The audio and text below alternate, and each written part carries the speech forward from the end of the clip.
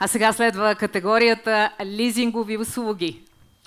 А в тази категория победител е Maxo.bg. Maxo.bg, аплодисменти, дами и господа.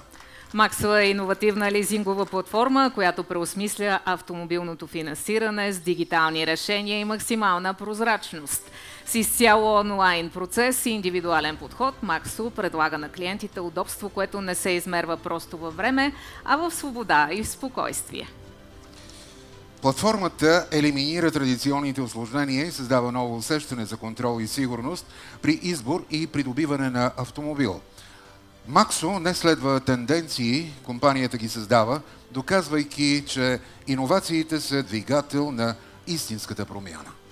Казвам добре дошли на сцената на госпожа Христина Харизанова, HR бизнес партнер, а наградата ще връчи господин Радослав Благоев, бизнес консултант и член на журито на компания на годината.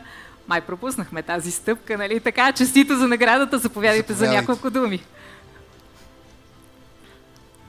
Здравейте! Първо да благодаря на организаторите за самото събитие. Благодаря за отличието, което Maxo.bg получава. Maxo.bg е продукт, част от групата на Кредисимо, който за първи път е отличен с такава награда, така че още веднъж благодаря. Maxo.bg. Аплодисменти.